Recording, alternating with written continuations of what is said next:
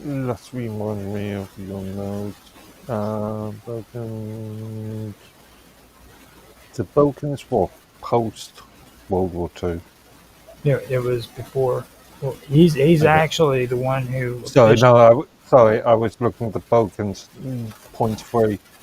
Oh Um, yeah, yeah. Are yeah. we talking about modern or relatively modern Balkans, or are we talking about pre-Soviet Union, pre-1930s? It's before the Soviet Union. Uh, Uh, Bismarck Republic, Real Politic. Yeah, Bismarck. Yeah. and then Mm, that's good. yeah, now the audio's Rings a coming bell. through. Yeah, now Bismarck was interesting. He was the guy who first officially unified Germany the first time. Yeah, yeah. He sort of created modern Germany. If you ignore the Soviet Union point, yeah, it's created what is now modern Germany. You So know, I, I checked all the audio. It looks pretty good. I what gotta go. did you put I those got posters here? gotta go with. Yeah, I'm gonna set. I gotta make sure that the stream is on the playlist and stuff. And after that, it should be set up and ready to go. Yeah, if you ever notice, man, I mean, nobody ever talks about Bismarck ever. You know, mm, I don't he's know. I've heard some YouTube talks on Bismarck, but yeah, but I'm not the regular person. oh yeah, you get into all that freaky deaky stuff. Mm, Russell Turkish War. I told you that my old man is a model painter. You know, military, two male, female models from mainly 17th, 18th, 19th century. That's cool. Um, he's got some really good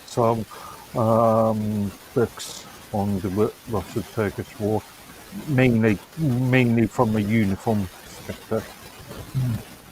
Although Some, I hear some interesting history in that.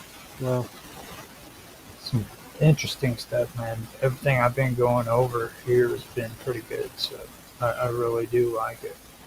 Well, I uh, mean, not really like it because it's not really positive stuff, you know what I mean? But at the same time, it's interesting. So, okay, I got everything set up. It looks like the audio is working. I have YouTube set up with the playlist and the thumbnail. I better check D Live, make sure. Yeah, that sounds good. Everything's up. Now, after that, I guess I can do my. how do you pronounce that first point? Uh, What do you you know, say? I Magyar? Majorization is what I've been saying. Okay, yeah, that makes sense. Majorization. It's a really, really hard word. It's like that Ravinchism. But see, Yeah, today Ravinchism. The reason why I keep trying to remember the name and everything is because today is where it's all going to fit into place. mm. Because this is where things make sense.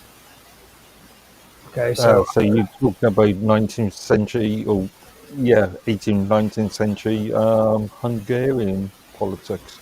mhm, Okay, yeah. that's interesting. Well, Okay, well, we've got one anyway. okay, so I'm gonna do my editing countdown for editing, and then I'll do the introduction, and we'll get on with it. So 3, 2, 1, now. Hello, everybody, and welcome back to another episode of Roger's Real-Time Talk Show event. Today, we are joined by Mark Edworthy, who had to go absent on us last week, which we're happy to forgive him for his misdeeds. Thank you. Being an Englishman and everything, we knew that it was undignified to not show up and be a part of. So I know that it had to have tore you up extremely to be here on the show. Yeah. I counted every single minute of when I was asleep last Thursday. Well, it was a good opportunity for you to kind of bow out because what I did is I went ahead and I did some stuff that I knew would have probably driven you nuts. I did mention to you a couple of days, actually day after Friday, that I listened to it. Yeah. On the first thing to listen to it. So. We had that comment about Hegel, and that stuck in my head. You know what I mean? And we've been discussing romanticism, and idealism kind of go hand in hand. They're really close, but there is a difference. You know what I mean? So when you weren't here, it gave me a chance to kind of recap some stuff and kind of explain the difference between romanticism and idealism. So that was one thing that I wanted to get out there, so that it kind of gave a better understanding of things that were related to like Hegel and what his philosophical beliefs were. So I was able to do that, but I stopped it because this is where stuff gets really cool. I actually backed up so that we could start at this point because it's very, very important. I made some talking notes, but I know we're probably not going to get through all of it. But and they aren't directly like pointed out in the talking points. They kind of go with the conversation. You know what I mean? So the first one's going to be about majorization, which is a really hard word to pronounce, and that's something that I've actually wanted to go over because this is real crucial when it comes to what I was talking to you about the blocks that were set up against Germany during World War II. The ones that I say failed utterly, and it just kind of shows that Europe needs to get over this whole idea of setting up blocks because they don't work. You know what I mean? Still happening. Look at the EU. We'll go through some of this because that's actually where that comes into play. And ravaginism. I keep trying to say that word too. Yeah, you're okay. That I've been trying to keep it on the stream because that plays into what we're about to go over, as well as what you've been talking about with the Napoleonic Wars. Okay, this has a lot to do with it too, and it's related to that revanchism. I guess would be the best way of saying it. Yeah. So that's kind of like the breakdown of what everything is. So for that, I guess I could get started and see where it takes us. Sound good? Carry on. Okay, so while romantic nationalism began as like an inclusive cultural revival, it frequently evolved into what's referred to as ethno-nationalism. And that's something that we've discussed in previous episodes. Now, that's a belief that the state should represent and protect like a specific ethnic group above all the others. Okay. Now, the romantic ideal of cultural uniqueness combined with idealist visions of the state as like the embodiment of a people's moral will.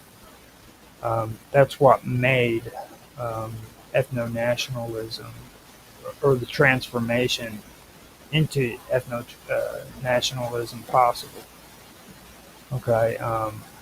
Now, the thing of it is like during the late 19th century, ethno-nationalist policies were saw all over Europe. They started emerging all across Europe. Now, I have made some examples of those,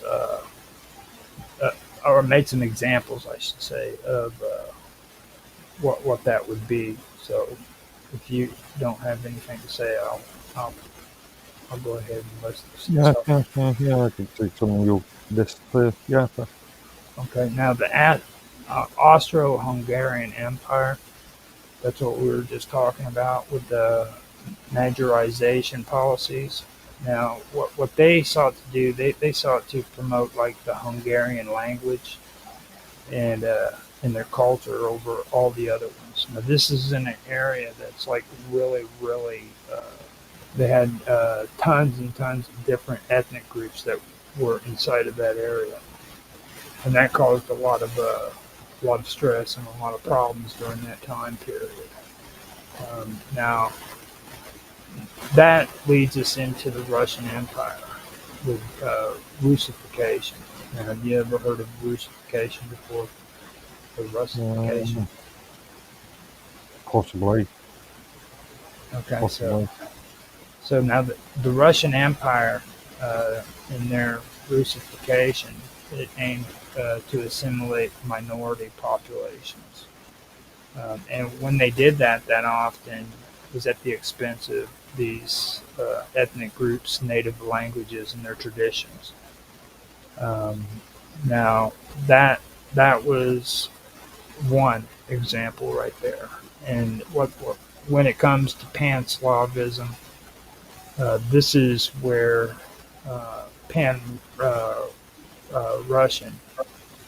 came into play because they ended up claiming that they were the protectors of the Slavic people. You know what I mean? And that allowed them to kind of annex that whole area because they were at conflict with the Ottoman Empire during that time period. You know what I mean? So it kind of gave them a domain because they proclaimed themselves the protectors of the Slavs. And that's where all of that ended up coming into play. Now, when all of this was going on, you also have to keep in mind as well the realists. The realists were attacking a lot of the idealist stories that were coming out about heroism and folklore and legends and stuff like that. You know what I mean? So that caused friction on top of the fact that, like we were saying in the last episodes about pogroms, you know, on top of the fact that people were being murdered basically because of these ethno-nationalist belief systems that were taking root. You know what I mean? So you had a lot of things that were going on in this region. Now, after that, another area to look at is when it comes to the newly unified Germany and Italy, which was happening during that time. Political leaders were emphasizing like what do they call that? Cultural homogeneity, I guess is the way you say it. Yeah. And and they were using it and saying that it was essential, you know what I mean, to like their national strength. So you had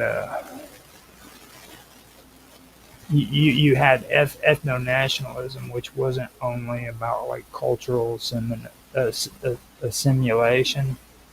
Uh, it could also be justify. It could also justify like the exclusion and like the persecution of minority groups, which was actually taking place. Right now, I've been focusing more on Eastern Europe, but later on, if you want, we could go over some stuff that did happen in France. You know what I mean? Because um, you had quite a bit that was going on there as well, um, that we could get into. But like I said, Yeah, there's well, early, very early 20th century, it or would be yeah 1900, yeah it would be um, late 18th century, yeah, 1880. it'd be late 19th century, early 20th century. Yeah. So yeah. When Bismarck did find Germany, or Mm. unified Germany, so 1870 onwards. Right. Uh, So yeah, that that that's uh, that's something that we could go over.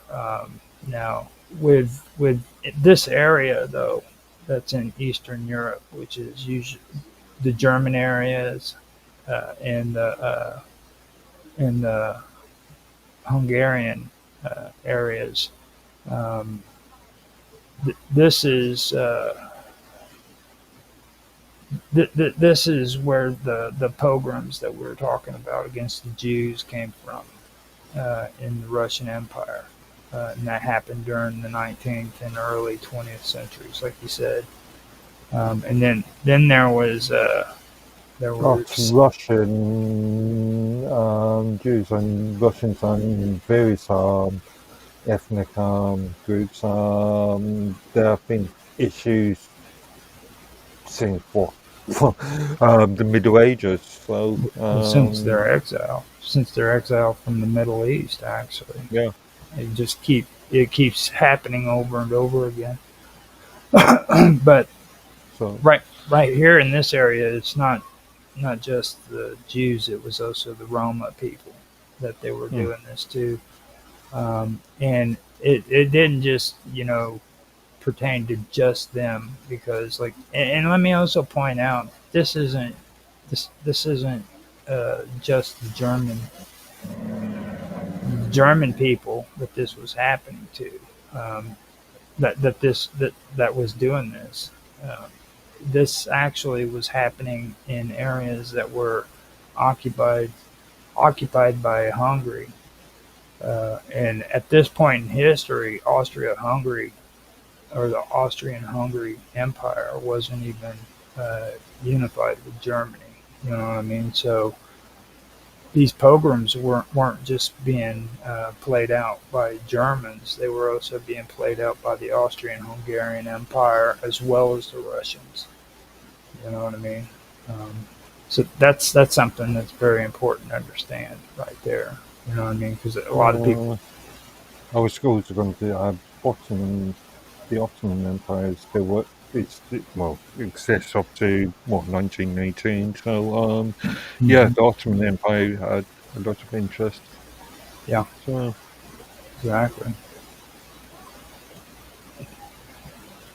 Now,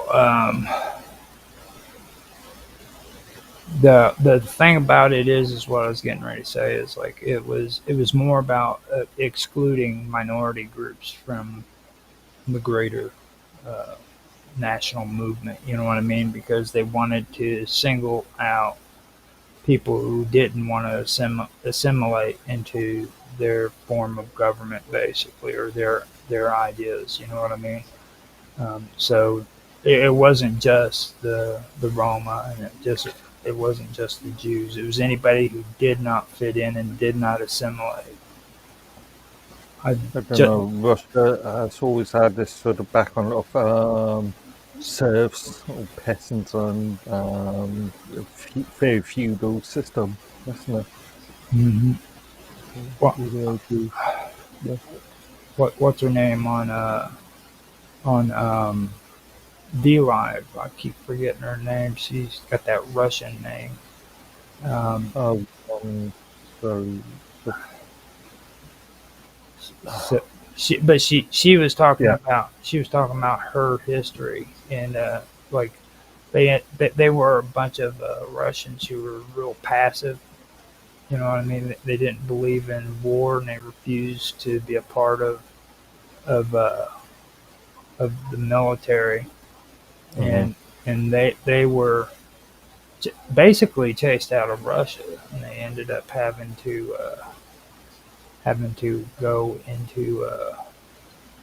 go to Canada, I believe, is what it was. So Um, I found that see, and there's a lot of different ethnic groups that had to go through a lot of that stuff. So well, it's Russia is a big country, yeah. spans 3 continents, so yeah. Um, Well, the big deal is the Tsar wanted to set up a system to where he could unify Russia into uh,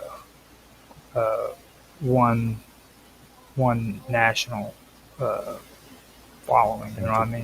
mean? Yeah, Svetlana, that's her name. She was yeah, yeah, yeah. Svetlana. She was the one who mentioned that stuff. So, which I'm glad I actually went on because I just found out that D Live went off the air. And I keep having these issues take place when it comes to D Live. It just annoys the hell out of me. Like there is no reason whatsoever for D Live not to be going right now. It did 12 minutes and it stopped. But yeah, Okay. Oh, right. that was basically what happened there. Now the when it comes to the newly unified Germany and Italy, that's going to be something that comes up too, which we can go through. And you know, I wanted to mention that this is what actually was causing a lot of the things that led up to pogroms during that time period. And now, during that time period, a lot of these actions were pretty much rationalized as defending the authentic nation from elements that they perceived as alien or harmful. You know what I mean? Um, and this was all a part of ethno-nationalist movements. They that's how they perceive these people as being alien or harmful to elements. And they needed to be eradicated. Um, now, the the critical aspects of political But nationalism, huh? I was just going to say, I think the better word would be removed than eradicated. Well, at first maybe removed, but I don't know. There's a lot of evidence proving that there was a lot more of the violence happening, or there was just as much, maybe not on the large scale like with World War II, but these pogroms were pretty serious. I mean, Mm. people were just murdered without any kind of remorse. You know what I'm saying? They would go into these communities and just line them up and murder them. So, this was this always occurred. Like this wasn't just some occasional thing that happened every 10, 15 years. Like they were doing this on a regular basis.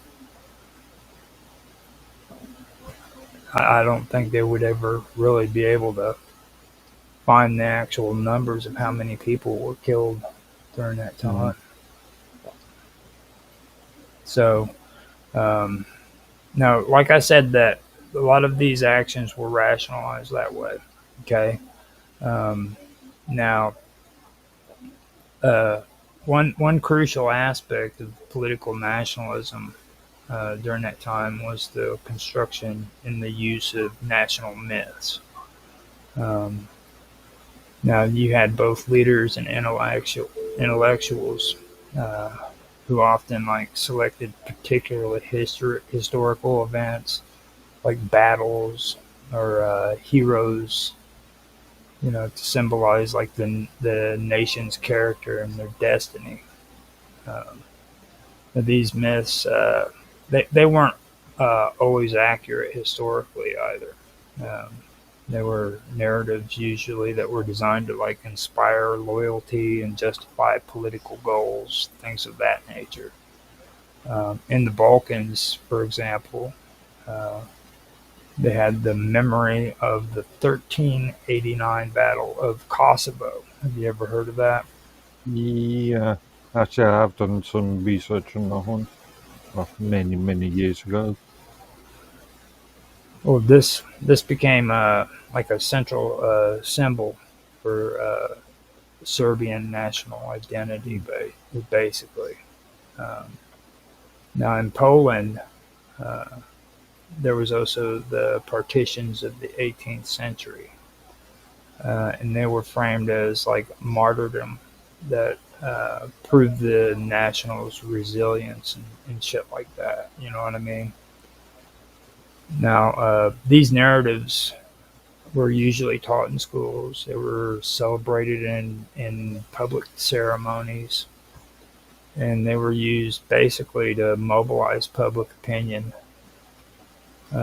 And usually that was during times of crisis that they used them, to kind of rally the people. Um, and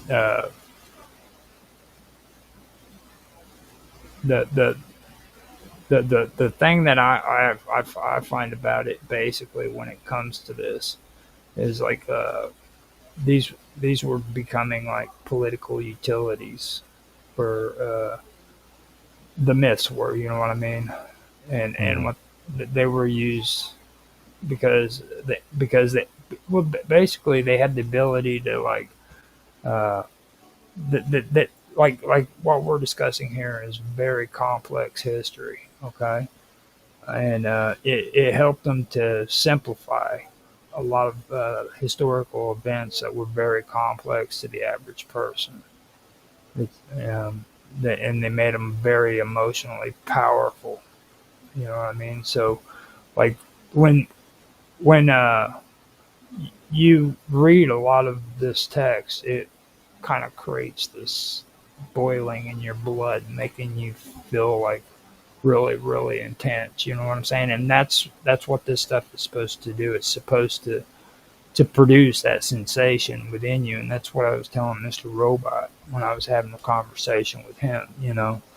Um, and that's what these myths actually did. They created that that sense of um, power. You know what I mean? That powerful emotional story that just caused your blood to boil and gave you all that intensive feelings of what I mean, superiority and shit like that. You know what I mean? So that's what I personally feel about that. Mm. Because Yeah, I agree. I can see points. well, I mean, it gave you like a shared sense of purpose too. You know what I mean? And it made these people have that feeling of unity. But at the same time, it also reinforced divisions. Uh, it caused problems with neighboring people, And especially. Hans's purpose. Mhm. Well, historical events too. Okay, you got to remember that the same historical events were seen differently from different people. You know what I mean? So whenever these people took these stories and they made them, um, powerful and really strong for those people, you had another group of people who were just next to them who said, "Hold on, man, that's not how it happened." So all of a sudden, freaking, that causes uh, division. You know what I mean? So that that that would cause opposition, basically.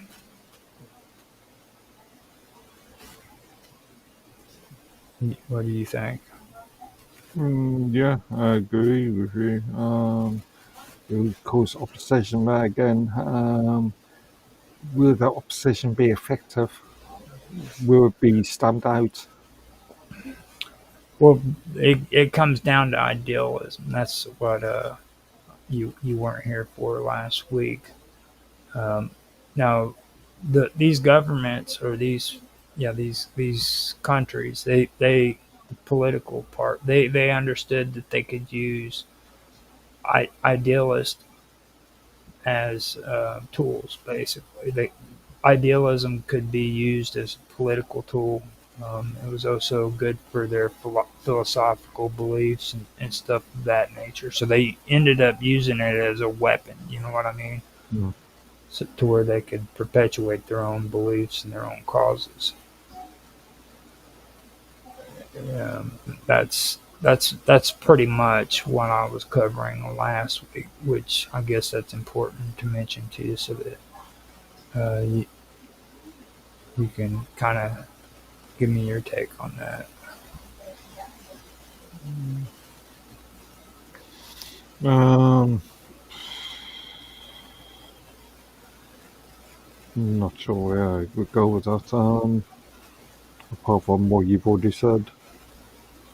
Now, basically, what I'm saying is like the philosophical underpinnings of idealism. It had like a direct impact on how nationalist movements understood the role of the state, basically. You know what I mean? Mm. So if the state was the manifestation of the nation's moral will, then strengthening the state to these people wasn't just a matter of policy, it was also a moral duty. You know what I mean? Mm. Um, As we saw in World War One, especially all those Kitchener and in the US Uncle Sam posters. yep, exactly. Mm. Now, not only that, but like this kind of view, it also justified like internal reforms, and usually they were aimed at consolidating power and external policies that aimed at like expanding influence. You know what I mean? And that's where you get into Bismarck's Realpolitik in Germany. You know what I mean? And before I even get into him, I want to also point out to people who are listening, and I don't know if you're aware of it, but Bismarck, he was very pragmatic, uh, okay, especially in execution. He was very uh, he was very much into like into this ideological justification. You know what I mean? He really got into that. Um, Now there was a few other things that he was involved in, but when it comes to what we're talking about here, he was very pragmatic about this stuff. Um, Now what happened was is he ended up unifying Germany under Prussian leadership, and that was framed as fulfilling the German nation's historical mission, basically. And he pushed that. You know what I mean? So that's where we start getting into Bismarck and everything about the real politic in Germany. Now you were talking about that earlier. Um, is there anything that you want to say about that you know about? Mm. You continue. Okay. Mm. Now I've mentioned it before. I mentioned it at the end of the last stream that I did about Bismarck, but I'm going to say it again. When people talk about Germany, you'll hear them talk about the Nazis. You'll hear them talk about World War One. You'll hear them talking about the and I'm guilty of it too, the Weimar Republic. But they never talk about like Bismarck and the first time that Germany was actually unified. Before that, it was just a series of city states that were kind of loosely affiliated. You know what I mean? But Bismarck was. Very, very loosely. At one point, was something like 150 different provinces. Mhm. And he's the one who actually um, unified it for the very first time. And this was the first time. No, most of the people, when they think of unified Germany, they think of after the wall fell, but this is the actual first time. Um, Now, similarly, you had the Italians, Italian leaders like Cavour. I don't know if I'm pronouncing his name right, Cavour. And so, He used both diplomacy and war in order to bring about unification. Uh, he portrayed the process as the realization of Italy's rightful place among nations. You know what I mean? So he was playing the whole game too. Now in Russia, the autocracy it embraced like a form of state idealism that linked the czar's authority to the preservation of the Russian people's spiritual and cultural essence. So this allowed the regime at the time to present its policies, whether domestic centralization or foreign intervention, as like morally necessary for the protection and advancement of the nation. So you had all of that going on. That that brings us into the fusion of romanticism and idealism, as well as nationalism. Okay, now this became a real potent political force. And I think that's where things started changing. It's where all of a sudden uh, they became fused together. You know what I mean? Um, it was very volatile, basically, is what I'm saying. Because what it is like the power. It lays in like the emotional appeal, and also like if you if you want the ability to mobilize like large populations, uh, especially towards like a collective action, then this is the way that you did it. You know what I mean? So its danger basically lays in the same qualities that once defined how nations became exclusive. It justified suppression uh, and expulsion, like you said. You know what I mean? If people were outsiders, they didn't belong. They needed to go. You know. So by the turn of the 20th century, nationalistic rhetoric was increasingly intertwined with notions of ethnic purity. This is where we get into ethnic purity. Now, the shift was accelerated by the rise of racial theories that claimed scientific legitimacy, providing like a pseudo rational basis for policies of exclusion. In multi ethnical regions like the Balkans, this contributed to cycles of violence and reprisal that destabilized entire states. This also is where the pogroms started escalating to, and it started getting out of hand, and eventually it would lead into what we would call Nazi Germany today. You know what I mean? That's where I also wanted to point out that this stuff. See, this stuff didn't just happen in Germany with World War II. Like, we didn't get this horrible, evil man named Adolf Hitler who came and spoke all of these words that was never heard before, and everybody just decided to do it. You know, that this was stuff that was going on for years and years beforehand, and he caught on to it and used it to his advantage. How say you, Mr. Edwood? Yeah, it didn't happen just because a little failed artist from Austria that like down pancakes wanted to rule the world. Yeah.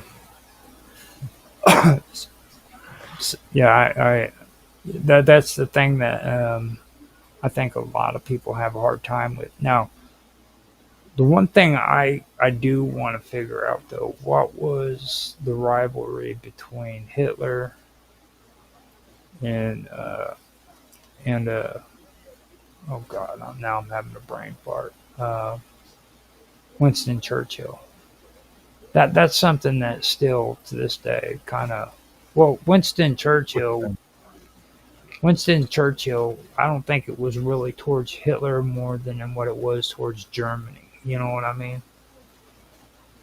But for some, Well, it's Churchill had a long-established military career.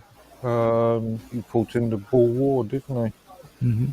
Yeah, but what he? would you can't tell me he did not have like a hardcore resentment for the Germans. Like there I'm was not sure. I've never seen any sort of concrete evidence on that. he actually gave a speech saying that it didn't matter if it was Adolf Hitler or somebody else. It was going to happen. You know what I mean? Mm, mm. So, I mean, it was just, and if you really check into him, you'll find out that there were a lot of little comments that he made that kind of gave you the idea that During Churchill's time, did he ever fight against the Germans? I believe he did in World War One. Okay, He was a soldier gotcha. in World War Yeah. One. So now by the turn of the 20th century, like I said, nationalist rhetoric was increasingly intertwined with notions of ethnic purity. Uh, and this shift was accelerated by the rise of racial theories, scientific legitimacy like eugenics. Eugenics was very, very notorious for that. I did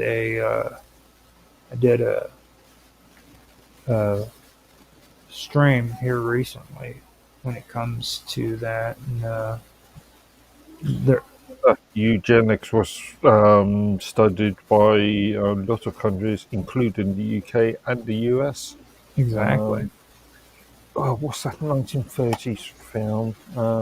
Keep a couple of reference to it somewhere.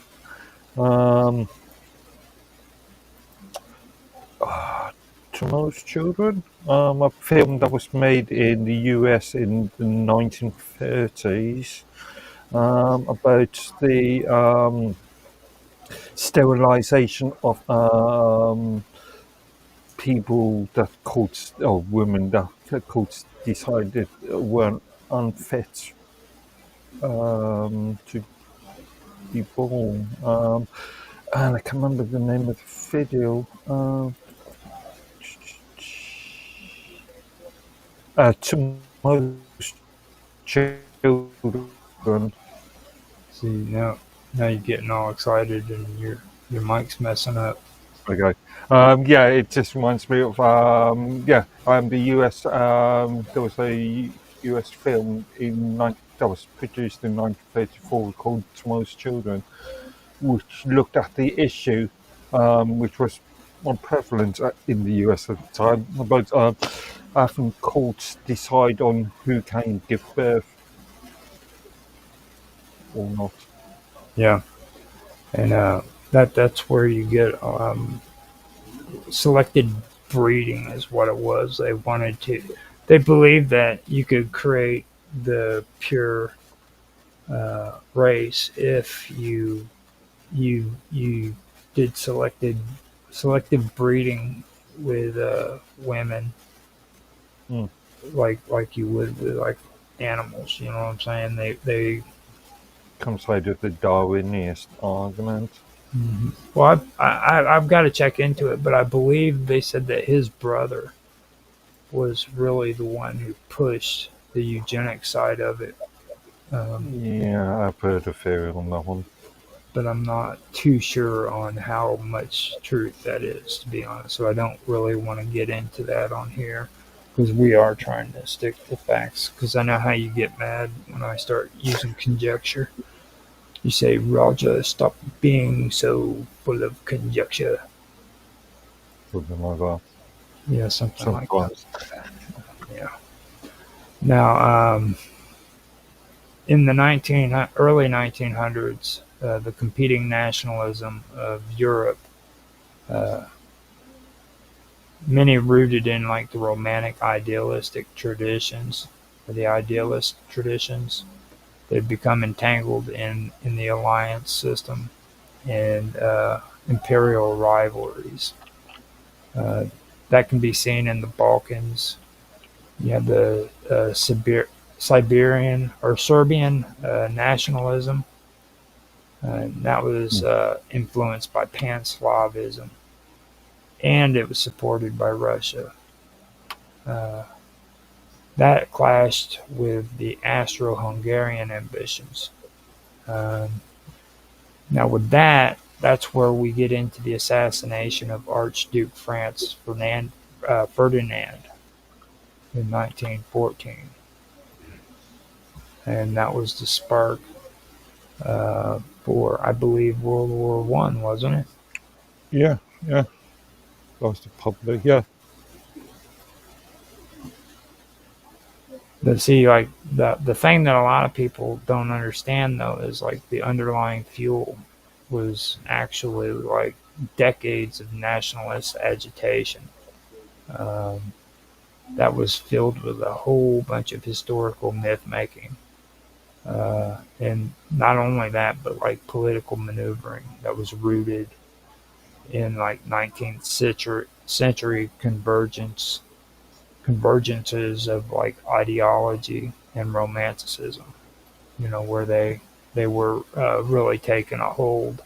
And people today, whenever I hear them talking about ideology this and ideology that, and they don't understand how dangerous ideologies are. You know what I mean? They really have no clue. Your How, ideology.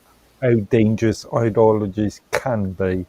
Well, yeah, exactly. If they're pushed to the proper limits to where, somebody wants to manipulate it politically and create an agenda that isn't good whatsoever, then we could have mass genocides like we had in the good old days back in World War II. You know what I mean? Uh, Yeah. you know, or it's just we don't even have to take it that far. We're just talking about Serbia. You know what I mean? Let's look at Serbia. That happened what back in the 80s, early 90s. Uh, we're talking about after the Cold War. Yeah, When, so we're talking about the 90s. 95, 96, 97. Yeah. Yeah. So that's actually pretty well for us. It's actually new. For a lot of these younger ones, that's like way back in the olden days, the horse and buggy days. You know, but it's Uh, relevant. didn't I point out a few countries that are, well, allegedly committing genocide at this present moment to you just a couple of days ago? Yeah. Actually, the thread Well, that started last Wednesday. actually, that could have been Mr. Robot. You guys were getting into a pretty big rant. Just so Yeah, people, just so people know before you start talking about that, I want to let people know if they're listening to our stream, you need to come to our element matrix. chat room if you want to get into some cool conversations, because these two are wild, man. Him and Mr. Robot just go on for hours and hours, back and forth, back and forth. So, You can be just as bad. well, yeah, whenever I wake up enough to actually read through it. And then by the time I get there, there's like a whole freaking list of stuff that I have to read to catch up. So, yeah, you're right. Mm. So, where were we? We were talking about the Archduke Franz Ferdinand, which was the spark for the First World War. And this, like I said, was fueled by like decades of nationalist agitations, um, historical myth making, political maneuvering. And this all had to do with the convergence of idealism and romanticism. Um, now, in the early 19th century, uh, Germany wasn't uh, it wasn't a single state, okay? And this is where we were talking about, where they were like separate city states. It was like a patchwork um, of I guess it would be more than 3 dozen independent kingdoms, is what they said and what I found. I don't know. Throughout the 17th, 18th, 19th centuries, it was jumping around all over the place of Germany. Mm-hmm. Well, I know Um, they called them kingdoms, duchies, and city states. yeah. And they were usually linked loosely. Now, during that time period, they called it the German Confederation, I believe is what they referred to it as. Yeah. Now, this is where we get into what you keep talking about when you keep talking about the Napoleonic Wars, okay, and how that contributed to a lot of this stuff. Now, when it comes to Germany, the Napoleonic Wars, it both humiliated and it inspired the German people. You know what I mean? Now, uh, when it comes to French occupation of Germany, I always mention the Weimar Republic, and I keep forgetting the fact that freaking they actually occupied Berlin during the Napoleonic Wars too. You know, so that's where the revanchism comes into play. You know what I mean? Because they had that sense of humiliation. You know what I mean? But not only did they have that humiliation, but they were also inspired. The German people were. You know what I mean? Um, Now, while Napoleon's occupation it did dismantle the Holy Roman Empire, um, it also exposed the Germans to the idea of like political reform and unity and stuff of that nature. Um, Now, the Romantic idealist current, um, fueled by thinkers like Fichte or Fichte, uh, I always call them Fichte. Have you ever heard of them?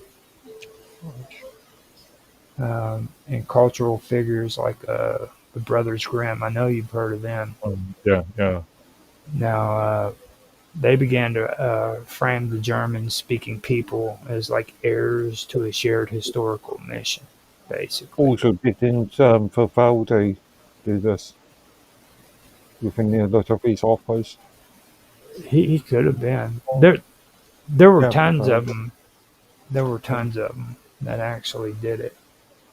Like it was a big movement.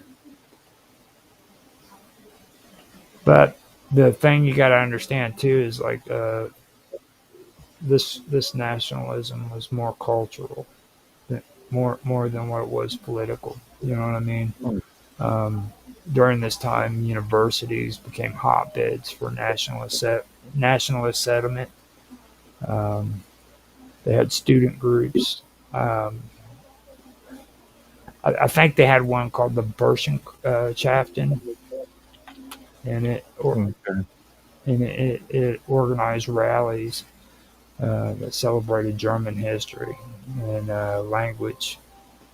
Um, but then at the same time, while I did that, it would also condemn foreign domination.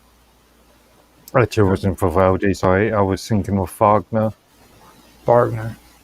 Yeah, that made more sense. Mm-hmm. So you had that going on in universities, okay? But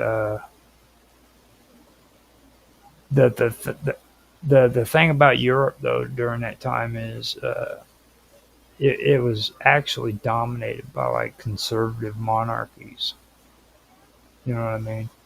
Mm. After the Congress of Vienna, which was in like 1815.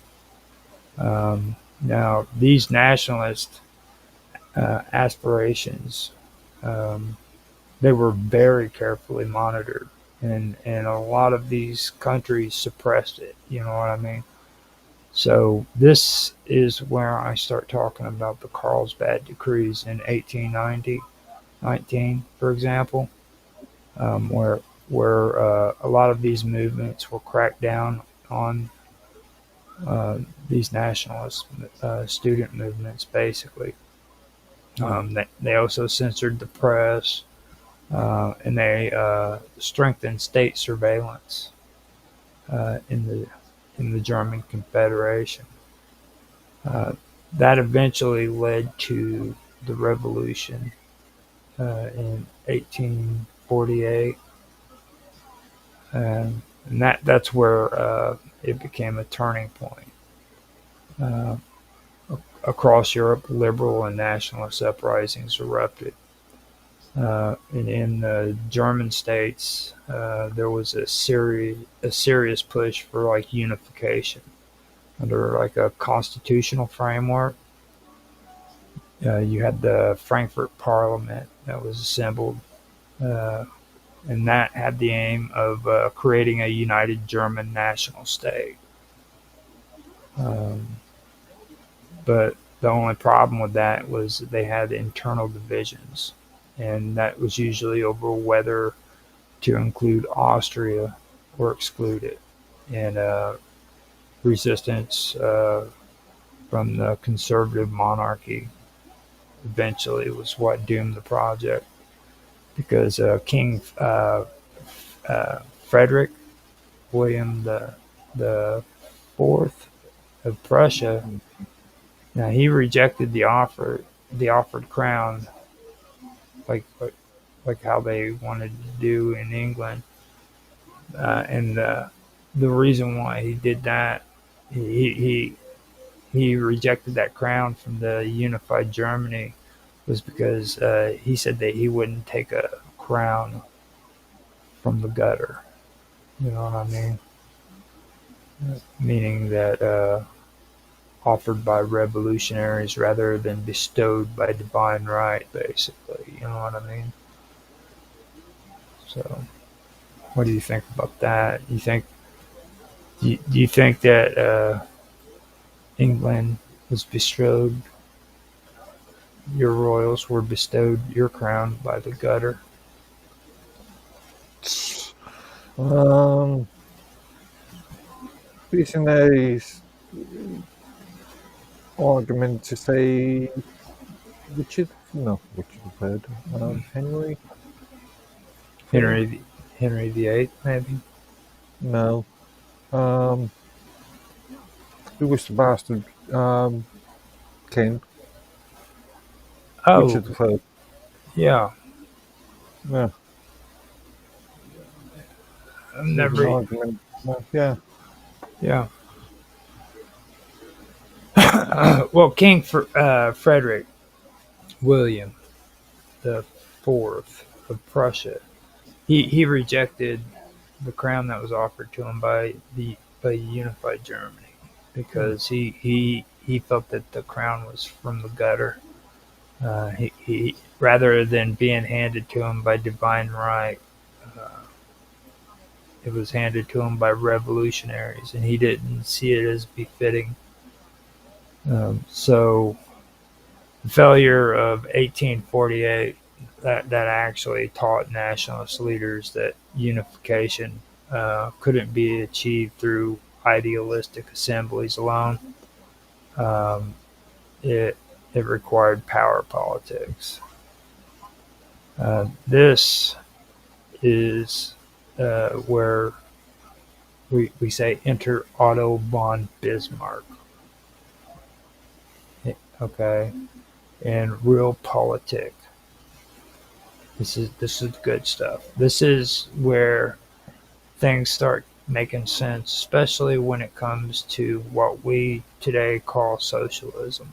Okay, this guy probably did something that not even England did. Actually, England probably, by the time they started really getting a firm handle on their socialist programs, took note from this guy because of the things that he did. Um, his realpolitik approach, which was in the 1860s and the 1870s, it brought unification through a series of calculated wars. This man didn't just go to war; he calculated them. Okay, like he said that we're going to go to war with these people, we're going to go to war with these people, and he calculated what the effects were going to be so that he could unify Germany. First of all, okay. Um, First, you had the Danish War of 1864, I believe, which secured Schleswig and Holstein. The Austro-Prussian War of 1866, it excluded Austria from German affairs. And then you had the Franco-Prussian War of 1870 to 1871, which rallied the southern German states to join Prussia against their common enemy, basically. Now, Bismarck's unification campaign was cloaked in nationalist rhetoric, but driven by pragmatic statecraft. Okay, now that's the most amazing part about this stuff. Um, he was very pragmatic when it came to doing this stuff and using statecraft. And here in a little bit, I'll go over that. Whenever it comes to what he actually did when it came to actual government. Um, Now, once the German Empire was proclaimed, which took place in the Hall of Mirrors in Versailles, that was in 1871. The new state adopted policies that reinforced like a shared German identity. That would include standardizing the language in schools, promoting national history, cultivating military pride. And that was basically like tools of cohesion. Now, even with that being said, the same nationalism that unified Germany also set it apart. Okay. It set it apart as a challenger to like the established European order. And that laid the groundwork for future conflicts. So when you look at that, you look at Italy's path to unification afterwards, which followed like a similar trajectory from romantic ideals to strategic politics. Did you ever get much into the unification of Italy by any chance, Mr. Edward? Not overly. No, And not overly. now, in the early 1800s, the Italian peninsula was fragmented into various kingdoms, duchies, and territories. They were usually under foreign control, notably Austria. in the north, and the Bourbon monarchy, which was in the south. They had a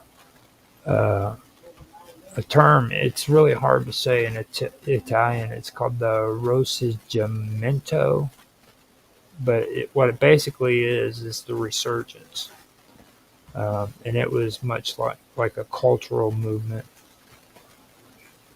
the same as what it was in Germany. It was more of a cultural movement rather than a political one. Mm. And what that involved was like writers, poets, and historians. They would emphasize Italy's like shared Roman and Renaissance heritage. And they would always portray unification as like a restoration of past glory. So, have you ever heard of a guy called Giuseppe Mazzini? Yeah, rings a bell. Now he was he was the ideological heart of the early movement. He founded Young Italy in 1831, and his vision was a democratic republic Italy.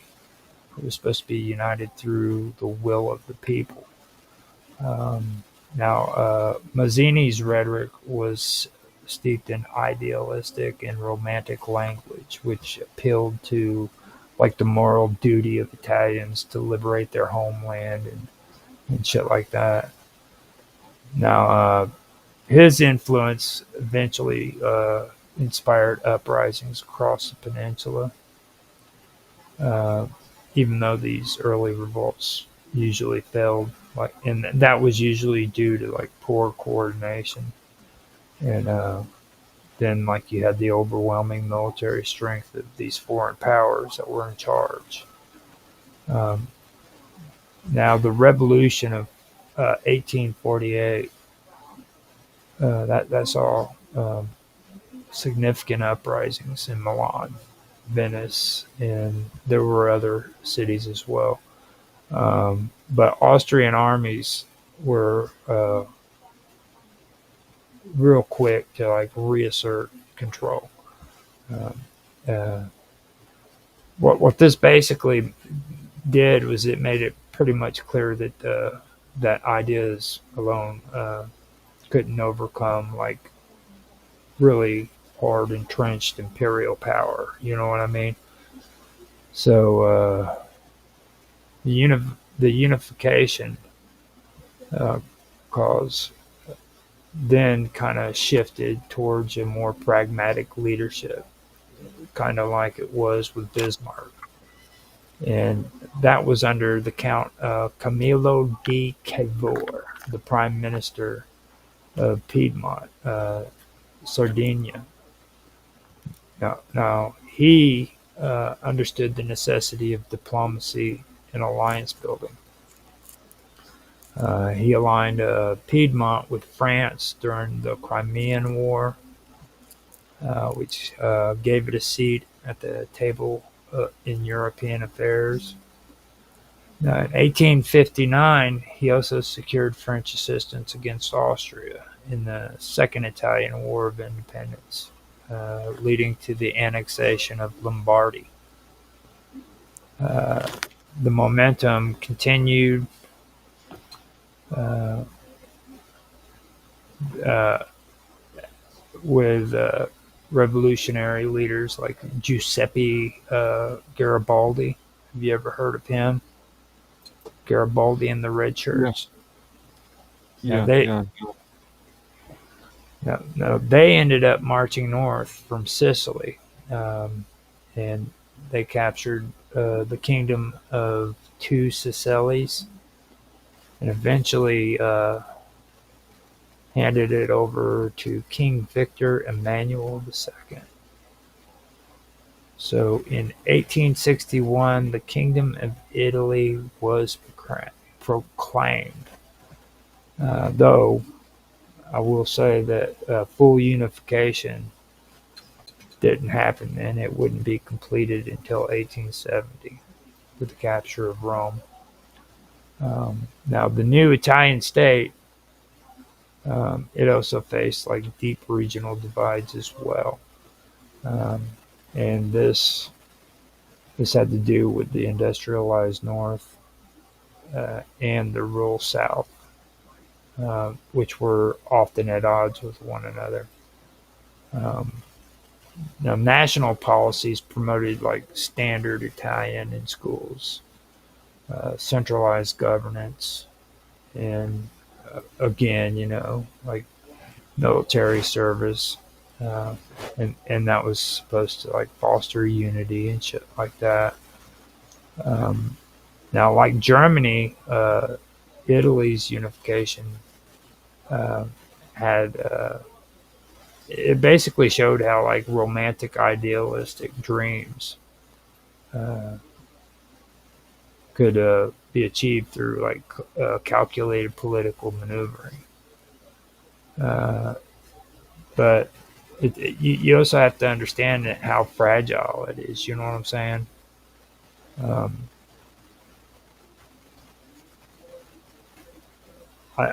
it's really hard to say with like that. Like there's no cohesion there. You know what I'm saying? Like there's no long term cohesion there when you do that kind of stuff.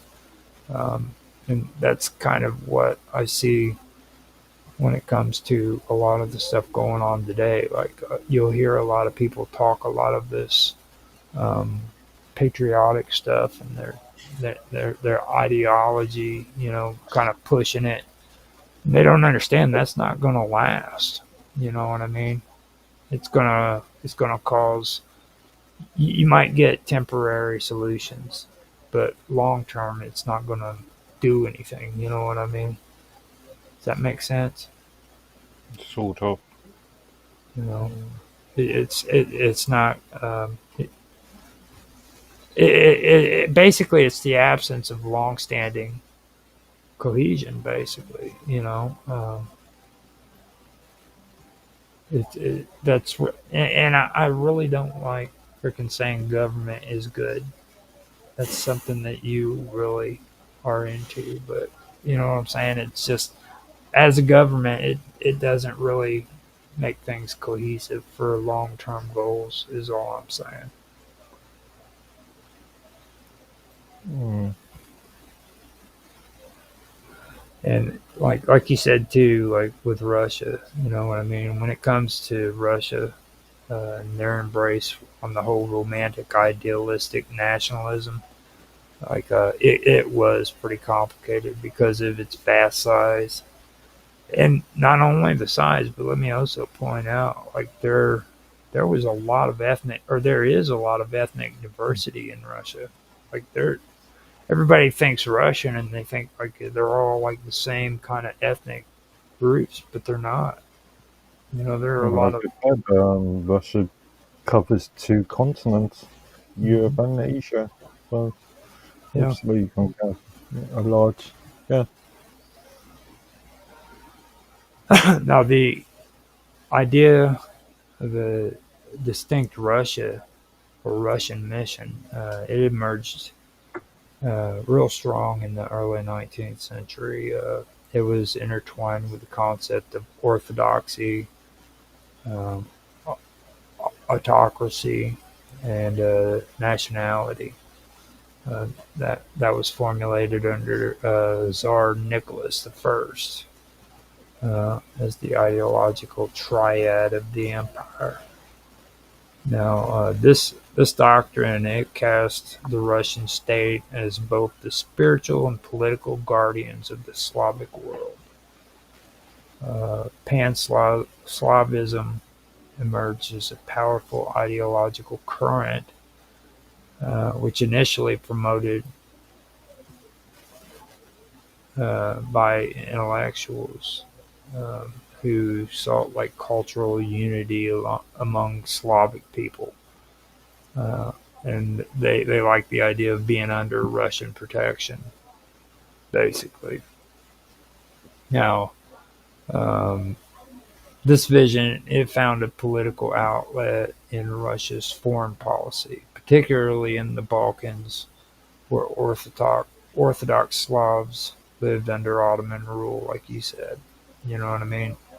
Um, Russia's self-proclaimed role as the protector of these populations provided moral justification for intervention, and that can be seen in the Russo-Turkish War of 1877 and 78, which contributed to the independence of Serbia, Montenegro, and Romania, and the autonomy of Bulgaria as well.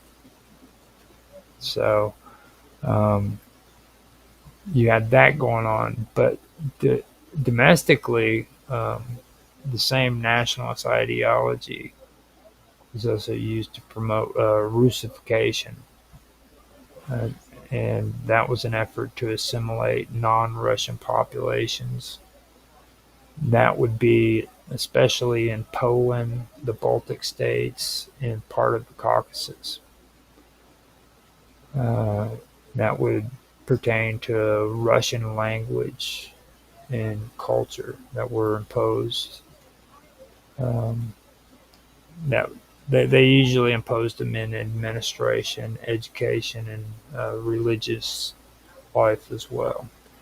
Uh, that would always provoke resistance. I remember with when you heard the stories about Russia and the gypsies. See, that's why a lot of the gypsies, well, most of them now, have converted over to Christianity. Is because at one time they were all pagan, and they ended up having to convert over to the Christian belief, which now the majority of them do believe in the Christian faith, but it's really kind of saturated with their old ways. You know what I mean? Mm, mm. And that's basically what that happened. That happened because of the Russification process that took place. They were basically being imposed. That was being imposed on a lot of these ethnic groups. So the Pan-Slavism abroad and exclusive Russification at home. It kind of reflected the dual nature of maintaining tight control over its own huge, diverse empire, basically. So in the late 19th and the early 20th centuries, there was also, well, they saw the rise of anti-Semitism with pogroms targeting Jewish communities, and that would also be like discrimination against the Romans, and they also had incidents where they were um, being murdered too. And this is where they started using justifications to for defending the purity of the Russian nation. Basically, you know what I mean? That's where all that basically started. And let me remind you too, like I said earlier, you know, this has nothing to do with Germany. This has to, first we were talking about the Austrian, and now we're talking about the Russians. This is where it's all going on before World War II. You know, so it was happening all over that region. Well, before World War One, even. Yeah, you know, that's something that I think a lot of people don't understand. You know, it's really important to kind of bring that up because this was an issue that was taking place. Now, the Balkans were perhaps the most combustible arena for romantic idealist nationalism in the late 19th and the early 20th century. The decline of the Ottoman Empire created a power vacuum that multiple national movements wanted to fill. Serbia, Bulgaria, Greece, and Romania all pursued territory expansion under the banner of liberating their ethnic kin from Ottoman and Austro-Hungarian rule. You see, so Serbia in particular saw itself as the heart of the greater South Slavic Federation, influenced by both Romantic nationalism and Russian-backed Pan-Slavism. Serbia supported uprisings in Bosnia and Macedonia. This brought it into direct conflict with Austria-Hungary, which annexed Bosnia-Herzegovina in 1908, despite its large Slavic population. Now, Baltic nationalism, it wasn't purely defensive. It was also a form of expansionism, and it was rooted in historical claims, in the belief that in like national destiny. You know what I mean? That would bring you to the Balkan War, or the Balkan Wars of 1912 and 13, where you saw a lot of alliances form and dissolve as states fought both the Ottomans and each other over territory. These conflicts deepened the animosities, and they created conditions ripe for more escalation. And that's when we come to the assassination of Archduke Franz Ferdinand in Sarajevo. And this was done by Gavrilo Princip. And he was a Bosnian Serb nationalist. He was this actually, just so everybody knows, was the immediate trigger for World War One. And like I said before, this goes back to decades of nationalist agitation. You had competing territory claims. There was great power rivalries that intertwined with a lot of this romantic / idealistic vision of like national self-determination.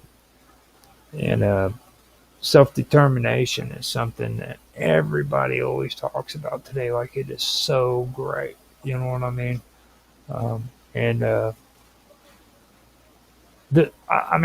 When you take a look at blocks, okay, and how blocks were set up, then you look at self-determination and what it actually is, okay? You had these countries that set up borders for freaking this ethnic group and this ethnic group because they had the right to self-determination, okay? And they created this kind of system, and you can see it even in the Middle East after freaking the fall of the Ottoman Empire, where they started breaking up what was controlled by the Ottoman Empire into freaking this area, this country. Like now we have Iraq, we got Iran, we got freaking Saudi Arabia, and all of this was broken up where before there wasn't freaking borders. You know what I'm saying? But because they were using self-determination, they were able to justify that and allow it to be done. And then we sit back now today and we wonder why we have all these problems going on in the world. You know what I mean? So I'm not a big fan of this whole self-determination thing. I think that was probably one of the biggest problems that we had, or that we have today, to be honest But with you. in the opposite form, the US is a self-determining country. Well, each state determined its own borders. Yeah. You know what I Well, mean?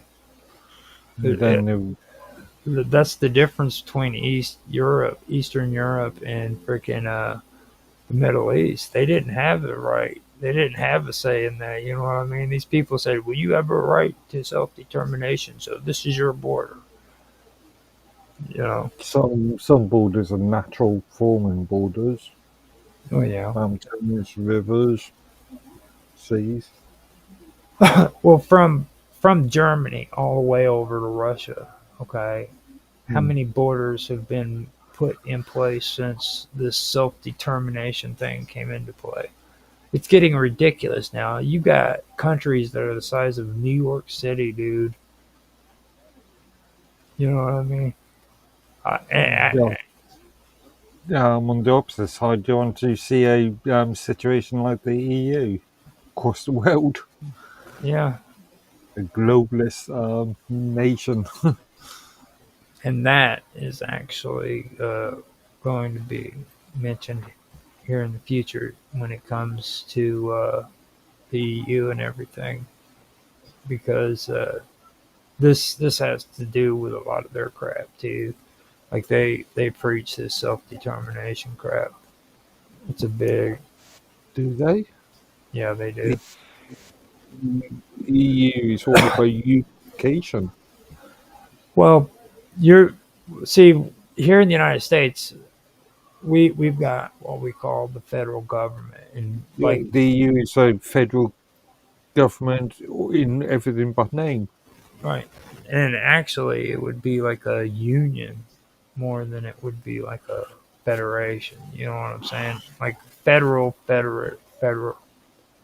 The word federal. There's a lot of similarities between the EU, EC, and or EU and the US. Hmm. There's a lot of similarities. But yeah, that's something that I've always had an issue with when it comes to that self determination. I don't think that it actually did anything positive. What But the UK, a country that is um, got got total natural borders around it, being a island. The UK arguably has done well out of self-determination. no, they haven't. Dude, you guys had those borders since England was ever. Come It on, depends dude. on which perspective you're looking at, but Self determination was a term that was literally coined. Okay, they when they say self determination, they did it with a freaking a narrative, basically. I mean, you know what I mean? It was actually something that they actively did during that time period, and they referred to it as self determination. mm, You know, now by the mid 19th century, Europe was a continent in transition. The Napoleonic Wars had reshaped the political map, and the Congress of Vienna in 1815 had attempted to restore conservative order, and industrialization was transforming economies and societies at a pace never before seen. Now, in this shifting landscape, two powerful but very different political traditions were developing. That's realism and socialism. And this is where it starts getting good, okay? Because realism, in its 19th century form, especially in foreign policy, was rooted in a sober assessment of power and the limits of idealism.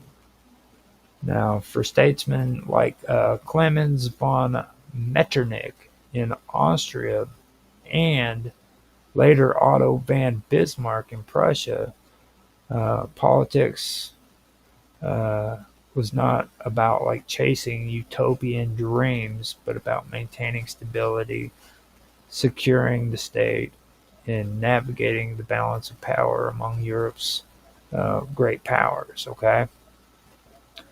Now, realism assumed that national interests and survival were paramount, that alliances were temporary, and that morality in politics was always subordinate to the needs of the state. Now, socialism, by contrast, emerged from the pressures of industrial capitalism. Now, in the rapid growing industrial cities, workers faced long hours, unsafe conditions, and low pay, while wealth and political influence were concentrated in the hands of capitalist elites, basically. Now, the socialist critique, which was shaped by thinkers like Karl Marx and Frederick Engels, who we went over last year, Mark's favorite guy right there. They argued that capitalism inherently exploited labor, and that political and economic systems needed to be reorganized to prioritize equality and collective ownership. Now, this right here is something else I wanted to point out. This is where socialism during that time period was where they wanted to they wanted to take over everything from freaking, and they wanted to build it from the ground up on a socialist belief, on a socialist program. Basically, they didn't want anything that was capitalist to survive. It was gone. You know what I mean? And they were going to build it from the ground up. That's the one thing that I want to point out. They believed in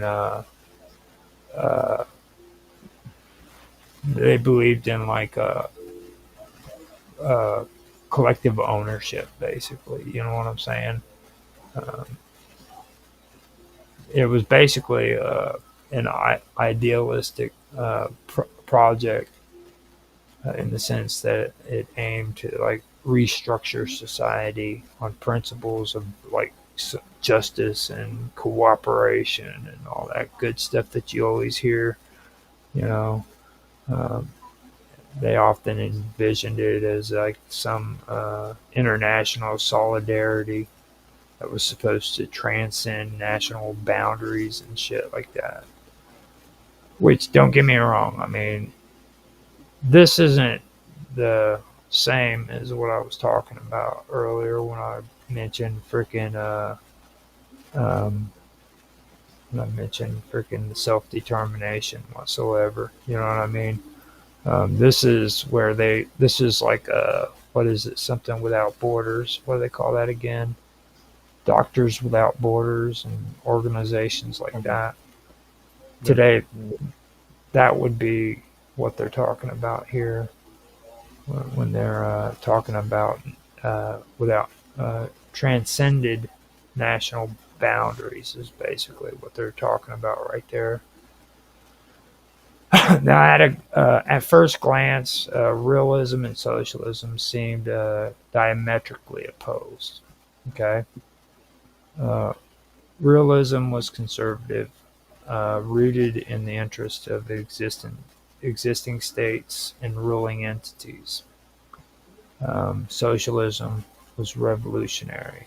Uh, it seeks to overturn the very structure that realism was wanting to preserve. Over time, though, the weird part is they began to intersect, not because of shared common goals, but this goes back to what I was saying about the pragmatism. Okay, and Germany was the first ones to implement it. It was because of pragmatic statecraft. We discussed that earlier about statecraft. Now, what happened here? is Otto von Bismarck. Okay, not only did he like unify Germany through freaking basically methodical freaking wars that he purposely set up so that he could unify this country, but he turned around and he did something that none of these other countries did. Um, like I said, socialism. It was basically a revolutionary thing where they wanted to overturn like the structure of all of these governments, and over time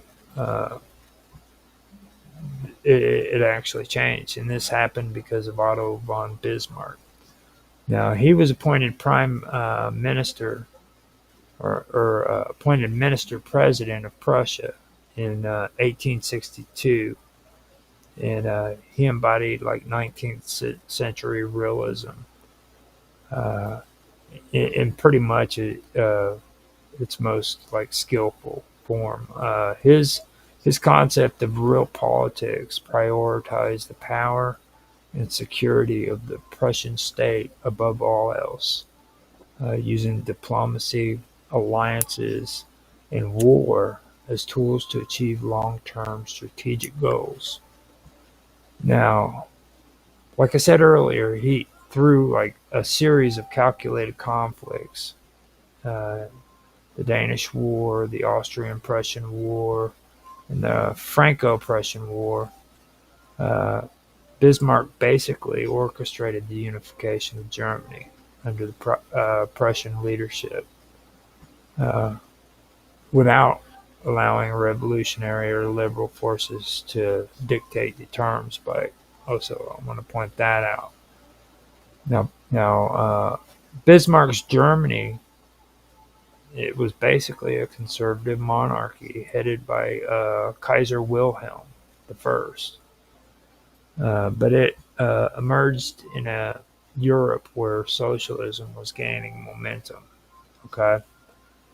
Now, this had to do with industrialization in the new German Empire, and that was becoming rapid, and it was and pretty intense. And, and socialism during that time had become a growing uh, working class movement, basically. Okay. Now Bismarck, he actually took notice of it, and he was worried about this stuff. And do you actually know what he did, Mark, when it came to this? How he dealt with socialism? Uh, carry on. No clue. This is what is so profound about it, okay? Where all of these socialist movements were wanting to freaking take over the government and freaking build it from the ground up. Bismarck freaking had to he had to bring that to an end, okay?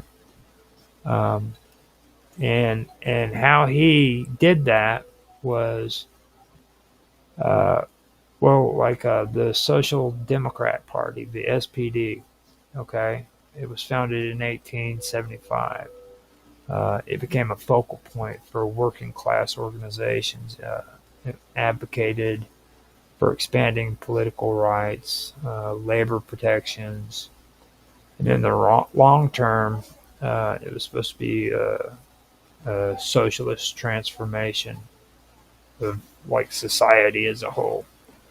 Now, Bismarck saw socialism as both a political threat and as a social challenge, okay?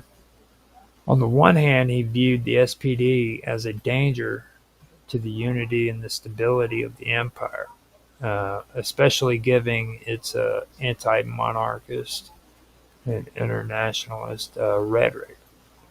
On the other hand, he understood that the grievances fueling socialist support were real, and if left unaddressed, could destabilize the state.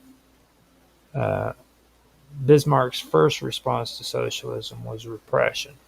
Okay, now in 1878, following two assassination attempts on Kaiser Wilhelm I, which was carried out by individuals with no connection with the SPD, but used as like its pretext, Bismarck pushed through the anti-socialist laws.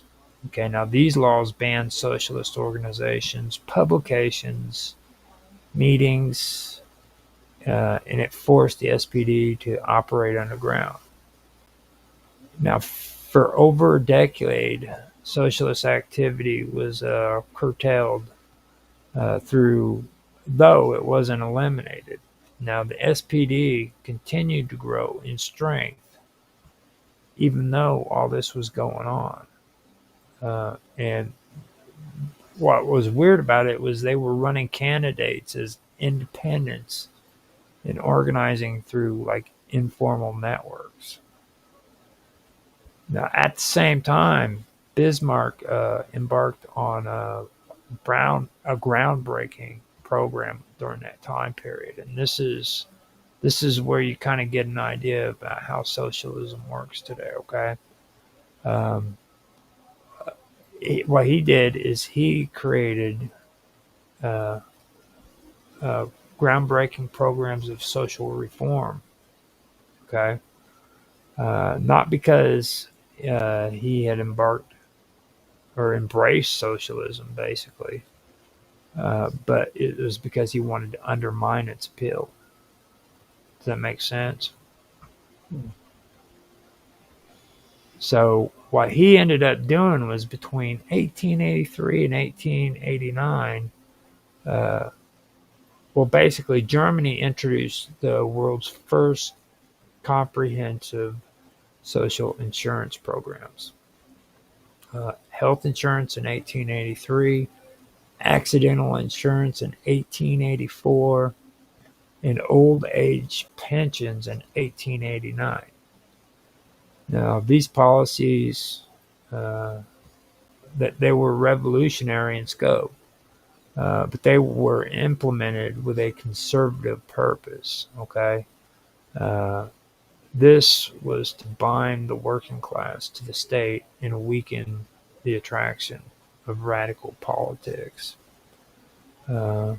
This was the convergent point. Bismarck, the arch realist, borrowing tools from the socialist toolbox to preserve a conservative state.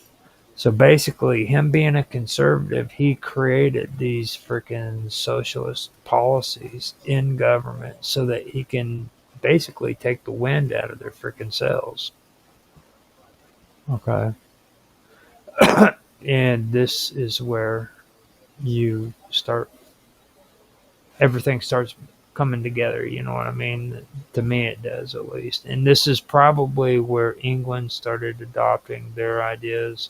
This is most likely where it started happening in the United States. You can see like the transformation because it's everywhere. You know what I mean? It's really interesting how this all works out.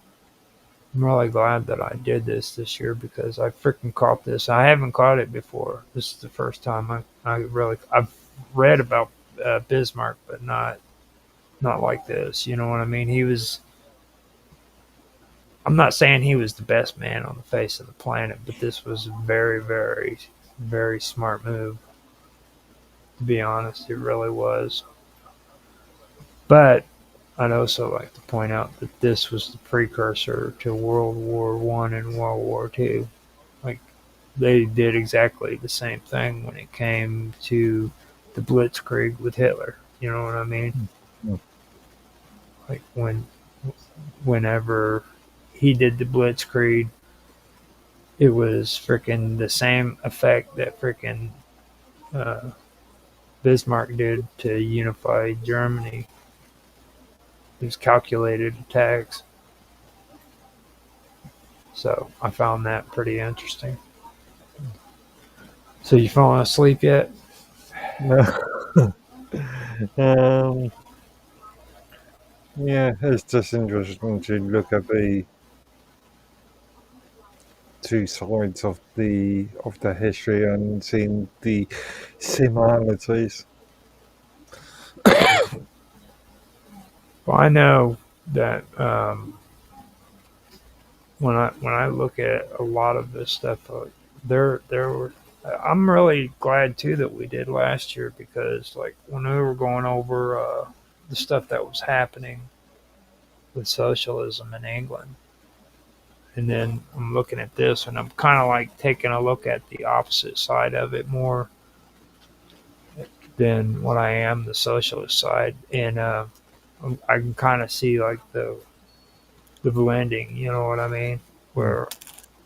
Where a lot of this is is really pretty interesting because Europe is really where a lot of the issues from what I'm finding out is have come from. I actually did a list of all the actual uh, wars that happened in the medieval time last week, I believe it was, that had an alliance of 5 countries at least.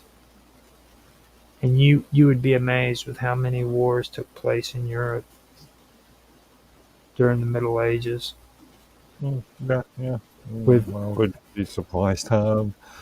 with more than Consider, with more than 5 countries aligning with one another. Even it's pretty amazing. Okay, so after German unification in 1871, Bismarck's focus turned to maintaining peace in Europe because he feared that any major conflict could threaten the new empire's security. Uh, his foreign policy centered on a complex system of alliance that was designed to isolate France, uh, who was still bitter over the loss of Alsace, Alsace, Alsace, how do you say that? Alsaces in okay. Lorraine. Oh, yeah, Osage. Yeah. Uh, and to prevent war between Austria-Hungary and Russia, both of which were potential allies but also rivals in the Balkans. Now, Bismarck's diplomacy uh, kept Germany at the center of European politics without overexerting its reach. But his successors, they weren't. They were less cautious. Now, after his dismissal in 1890, Kaiser Wilhelm II abandoned Bismarck's carefully balanced system uh, to pursue a more aggressive Weltpolitik, which aimed to expand Germany's influence overseas. Now, this shift alarmed neighboring states and began to turn the German Empire into a perceived continental threat, especially in Eastern Europe.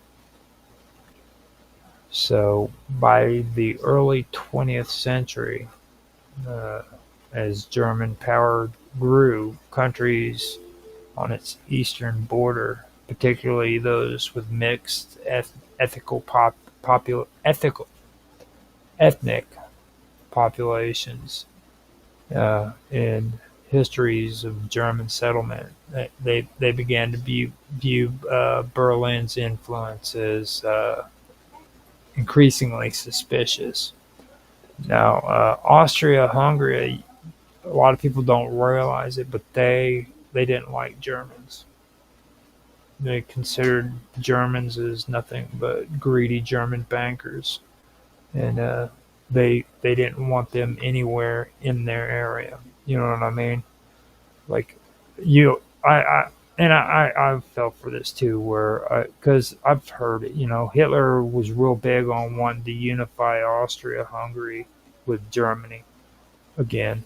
You know what I mean? During the Weimar Republic, but I keep forgetting the fact that freaking Austria-Hungary didn't like Germans. They didn't want them in their region. They considered them to be like greedy freaking bankers that were wanting to come into their area and freaking steal their lands and shit. You know what I mean? They were really, really against them. But I was glad that I went over this because I finally remembered that. And they were very suspicious when it came to the Germans in that region. So um, this was especially true in the lands of the Austrian-Hungarian Empire, and among national movements in Central and Eastern Europe. In the Czech lands of Bohemia and Moravia, German influence was a deeply contentious issue. These regions had long been part of the Habsburg monarchy, but they contained large German-speaking minorities, especially in urban centers and border areas. German culture, administration, and economic dominance were often perceived by Czechs as a form of political and cultural hegemony. Now, by the late 19th century, Czech political leaders were organizing not just to promote their own national revival, but to limit German political influence. Now, this took the form of bloc politics. Okay.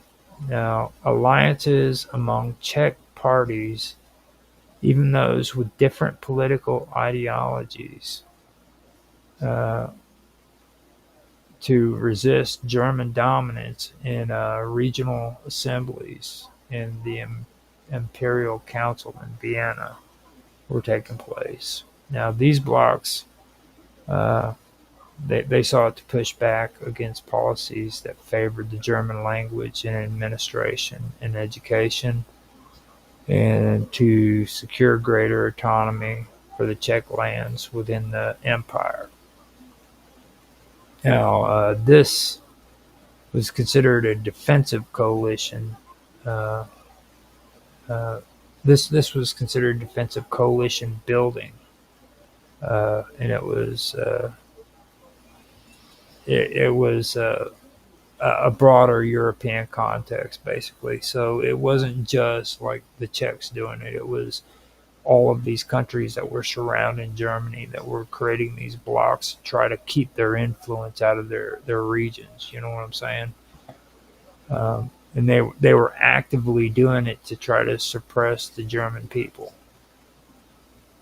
This was the build-up to what would eventually become uh, I believe it's the Second War. No, the First War, maybe. The First World War. Mm. Yeah. So, Germany's growing industrial and military power, combined with its increasingly nationalist politics, made it a potential hegemon in Central Europe.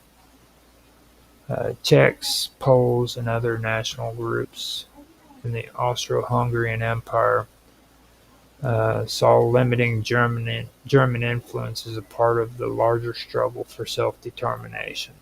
Okay, that's what self-determination basically comes down to, where they believe that freaking they can like set up these blocks and they can actually curtail, I guess you could say, countries like Germany or freaking Iran. Like, you guys always talk about all these great freaking restrictions that are set on Iran, and look how much that's done. You know what I mean? It doesn't work. None of this shit works. And that's another thing that I keep forgetting to mention too. It's like all these years, we're supposed to have these freaking restrictions on Iran, and dude, they're still there. You know what I mean? It's just like all that, all of this self-determination shit just keeps repeating itself. They've been doing this shit forever, dude, and it has shown absolutely no results whatsoever. I'm not sure about no results. No. Even Iran's example has been, should I say, stable for the last 40 odd years, 50 odd years. Well, I mean, you gotta kind of put the word stable into context, dude. What's stable to us and what's stable to Iran are two different things, you know what I mean? Yeah. Freaking a family with one camel is a stable freaking life, dude. It's like one somebody gets to ride the camel to town, you know what I mean? It's like they don't need no stinking garage. That. Okay, so interestingly, by the early 20th century, the socialist movement had also become like a tool for resisting German dominance as well, albeit in a different way. Now, socialist parties across Central and Eastern Europe maintained international principles, which in theory meant opposing national chauvinism from any source, which included German nationalism.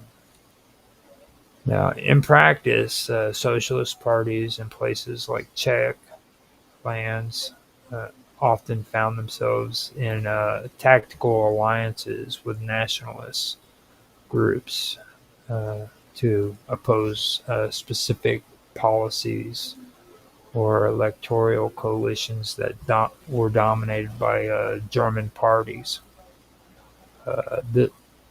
This represented like a strange echo of like the Bismarckian convergence, just as the conservative realist had borrowed from socialism to secure his state.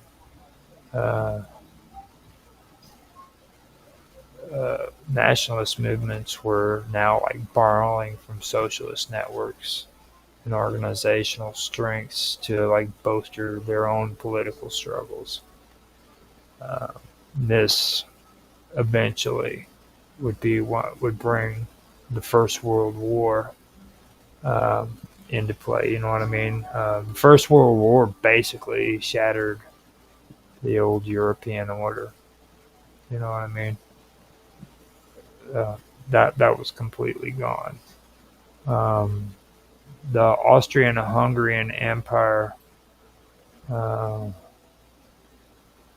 was basically it was like a complex patchwork of ethnic groups, and they were held together by the Habsburg authority.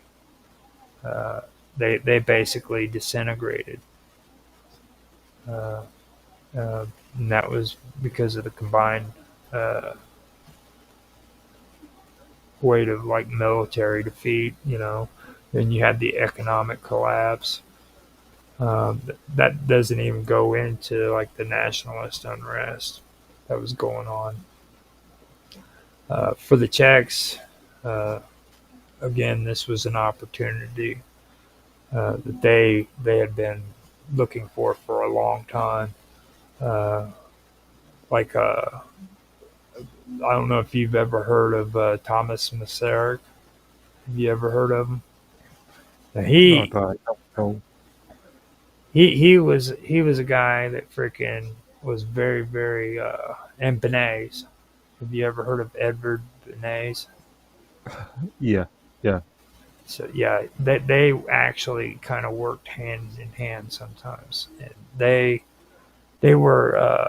the ones that were pushing for the blocks that were taking place in Europe And when that failed and German occupation happened in the Czech regions, they fled to France, you know, uh, and that's where they started pushing their socialist, uh, their socialist propaganda. Basically, you know, it was pretty. Yeah, that right there is something that we can get back to later on. That's more in a different area, but they were pushing for the Czech independence movement, and they were like they were always into the whole idea of cultivating Allied support during the war. They did this in France, by the way, where they fled the Czech Republic after their plans had fallen into freaking had fallen horribly. You know what I mean? Like they were direct results of this war taking place because of their actions with the bloc. Okay, they instigated the freaking war, and what did they do? They fled freaking to Paris. You know. Mm. Uh, Now, the they cultivated the Allied support during the war. They framed the struggle not only as a fight for self-determination, but as a part of the broader war against autocracy and militarism qualities they associated with both Austria-Hungary and Imperial Germany. When Czechoslovakia was declared in October 1918, it was designed as a multi-ethnic democratic republic. Now, the new state incorporated not only the Czech lands of Bohemia and Moravia, but also Slovakia and Carpathian Ruthenia, regions with their own linguistics and cultural identities. Now, this created a state in which ethnic Czechs were the largest group, but substantial minorities existed, mostly notably a large and economic significant German-speaking population that was concentrated in the Sudetenland along the Hungarian, Slavic, Ruthenian, Poles, and the Jews. Along with the Hungarian, Slavic, Ruthenians, Poles, and the Jews. So you had a lot of ethnic people that were there in that area. So while Czechoslovakia's founding ideas were rooted in like this liberal democracy, its leadership was shaped by the memory of political struggles under the Austrian rule, where bloc politics had been the only defensive necessity that they had. And of course, this legacy would carry over into the new republic's domestic and foreign policy, especially in its approach to German influence. Now, the German population of Czechoslovakia, it wasn't a smaller political irrelevant group either.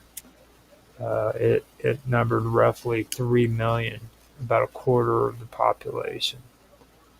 They were concentrated in regions that had been economically advanced under the Austria-Hungary. Now, many Sudetenland Germans viewed the new state with suspicion too, and they also had some that were just outright hostile.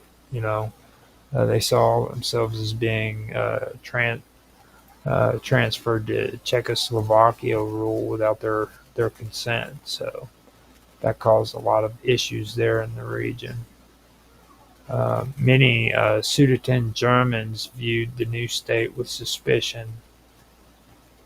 Their political parties often advocated either for greater autonomy or for alignment with Austria or Germany.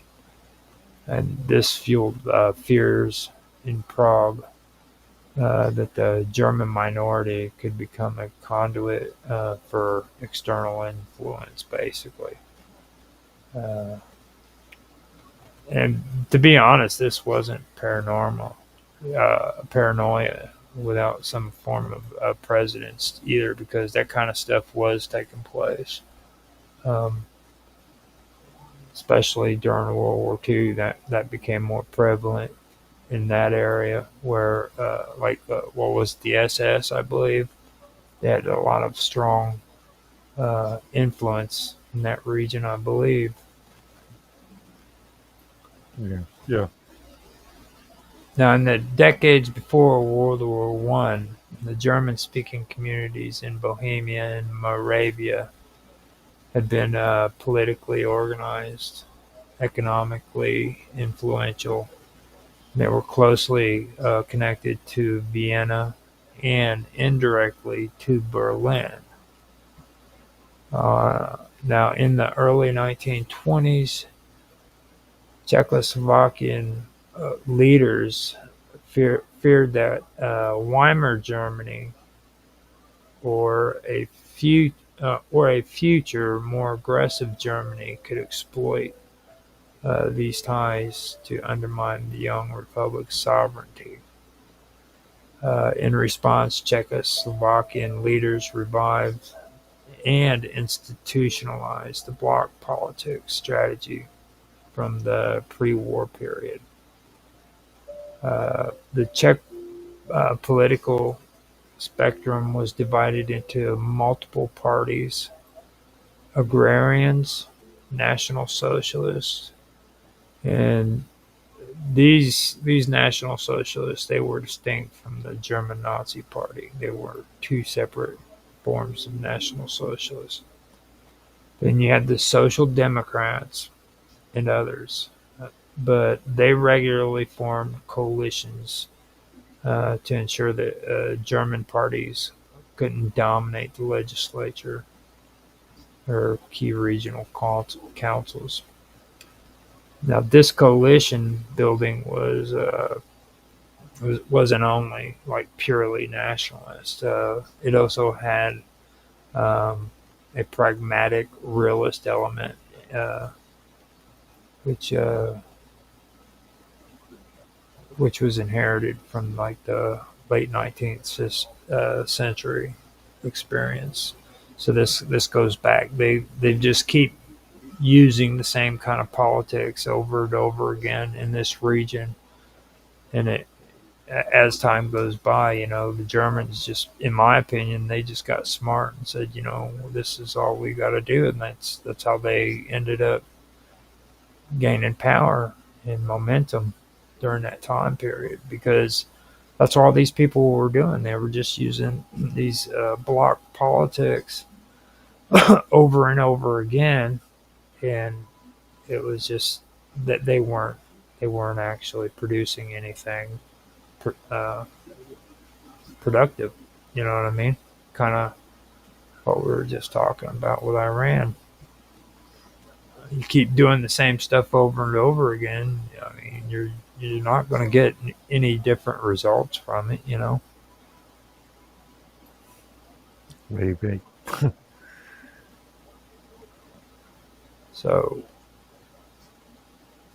now Czechoslovakia's leadership understood that the unity among Czech parties, even across ideological divides, was necessary to prevent political fragmentation that could be exploited by the German minority or by external powers. Now, in this way, bloc politics served as a continuation of the realist strategy to maintain internal cohesion, to strengthen the state's position in a potentially hostile environment. The role of socialism in this framework was complex. Now, the Czechoslovakian Social Democratic Party was a major player in government coalitions, helping to craft progressive labor policies, social welfare systems, and democratic protections. This meant that, in an ironic historical twist, socialist principles were being used in alliance with nationalist goals to protect the state against German nationalist ambitions, mirroring, in a different context, the way Bismarck had used social reforms to protect his conservative empire against socialism. Now, Czechoslovakia's bloc politics, they weren't confined to its domestic scene either. Now, in foreign affairs, the new republic actively worked to create coalitions aimed at containing Germany and Hungarian influence. The most notable of these was the Little Entente, a military and political alliance formed in the early 1920s with Romania and Yugoslavia. Have you ever heard of that? Sort of, yeah. Is it? What do you remember of it? Very little. Again, not looked at this sort of thing in many years. Okay, so the Little Entente was designed to preserve the post-war territorial settlements, particularly the borders defined by the Treaty of Versailles and the Treaty of Trianon. Now, for Czechoslovakia, it served multiple purposes. It deterred Hungary from attempting to recover lost territories in Slovakia, and it discouraged German revisionism in the Sudetenlands, and it provided a collective security framework in a region where the League of Nations was often seen as too weak to enforce peace. So the alliance also reflected the realistic calculations that small and medium-sized states could only resist the pressure of great powers by pooling their resources and coordinating their strategies. In this sense, Czechoslovakia's foreign policy was a direct descendant of 19th century realism, adapted to the new realities of the interwar period.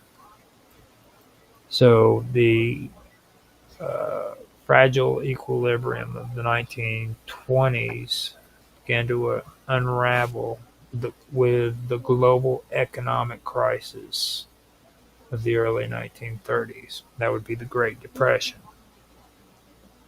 And that hit the industrialized Sudetenland particularly hard. And that created like fertile ground for radical politics. So as Adolf Hitler consolidated power in Germany after 1933, the Sudeten German Party, the SDP, which was led by Konrad Henlein, grew rapidly in strength, openly aligning itself with Nazi ideologies and receiving support from Berlin. Now, for Czechoslovakia, the German question now took on an existential dimension. The bloc politics strategy at home was no longer just about legislative maneuvering. It was about defending the very survival of the state.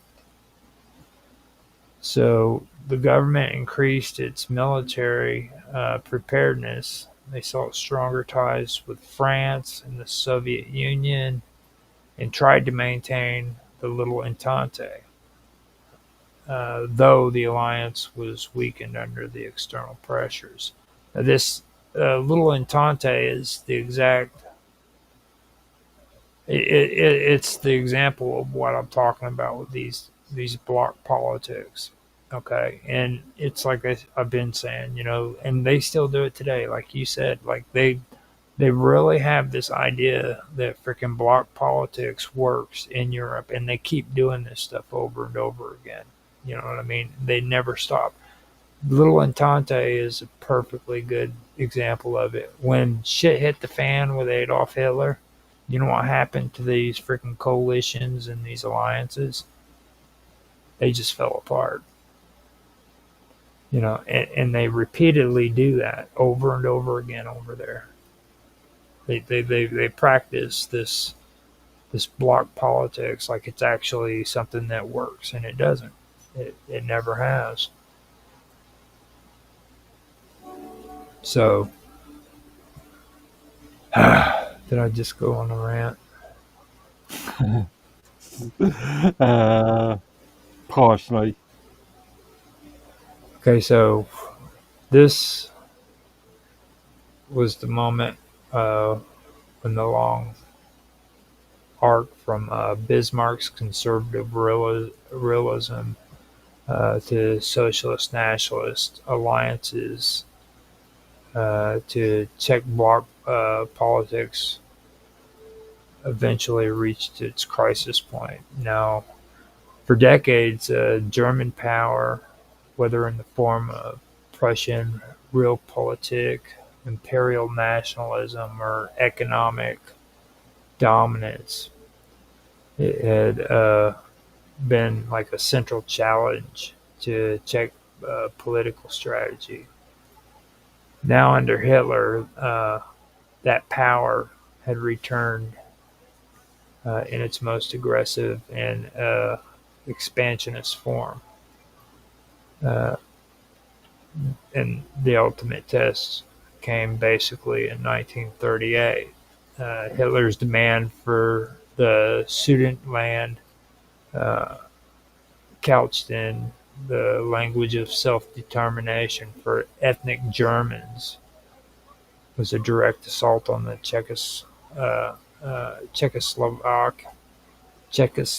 I can't even call it Czechoslovakian. It's Czechoslovak. These days we call it Czech or Czechoslovakia. Now back then it was Czechoslovak, but it was a direct assault on their state. You know what I mean? Now the Munich Agreement, brokered by Britain, France, Italy, and Germany, without was brokered without Czechoslovakian participation, and that forced Prague to cede the territory. Now, in doing so, it dismantled the defensive bloc politics strategy that had been defined, or that had defined Czech political life for quite a few generations. Now, once the Sudetenland was annexed, Czechoslovakia's ability to resist further German aggression, it just collapsed. And in March of 1939, German forces occupied the remaining Czech lands, dissolving the republic. The convergence of realism and socialism that had once been used to preserve the state was no match for the sheer force of the Nazi expansionism. What do you think of that? See, that's my final argument against bloc politics in Europe. They're stupid. that's all I got to say is they are stupid. They repeat the same shit over and over and over again, expecting different results. That's the definition for insanity. You know that, right? So the EU is just insane. Yes, exactly. Yeah.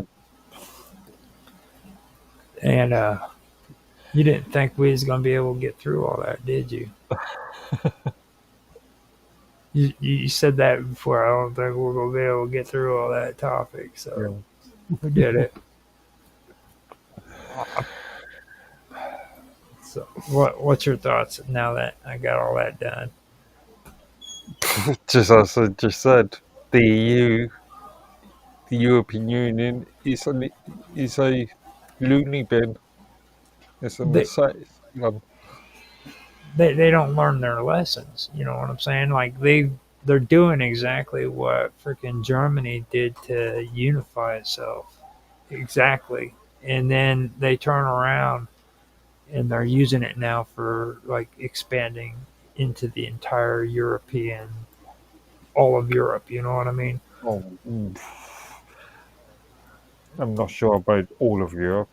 Well, they would want to have all of Well, Europe. they would want to, but You know what I mean? I know they don't have all of it, but their goal, I guarantee you, is to do this all over Europe. So I they can will see. collapse before that happens. I guarantee you something bad is going to happen in Europe within the next maybe 10 years. The collapse of the EU, the collapse of the European EC. Yeah. So I think we should end this because I'm really tired. That really hurt my head just reading that stuff. What do you think? Yeah. Well, you've covered everything you wanted to go through. Well, now this opens us up to where we can get through to we can go through World War II, and because this really gets us into that area now, and maybe go into leading into the EU, the construction of it, because I think we're going to have to also mention the rebuilding of Europe and how all that fits into it too, which I think that should be because this is the 8th episode. So in the next one, as long as we get to the About the destruction of the League of Nations and the creation of the United Nations. yeah, That would be covered in that. yeah, Yeah. that would be a really good thing, because that would also kind of bring out a conversation about Coolidge as well. Cleveland Coolidge, wasn't that the guy? He was the one that came to the United States preaching about the League of Nations. Yeah, I think I think he was was, Coolidge. Yeah, I think you're right. or was it Cleveland? It was one of the two.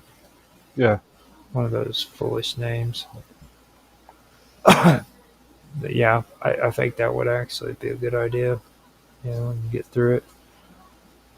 But I did want to get through this because this is a lot of the area that I think a lot of people are confused by when it comes to this time period. They don't really understand that there was a lot of things that were taking place. And this isn't even all of it. You know what I mean? This isn't even talking about the Dreyfus incident or anything like that. You ever heard of the Dreyfus incident? Rings a bell. Well, you know the actor Dreyfus, Richard Dreyfus. Yeah. His grandfather was actually French, and he ended up serving time in a French prison. over a lot of stuff that had occurred in the past. That right there is something that I could have gone through, but we dogged the socialists of England last year, so I wanted to kind of hold off on dogging the socialists of the entire continent of Europe until we got up to the EU, because that's when I can get into my real good bad mouthing. Okay.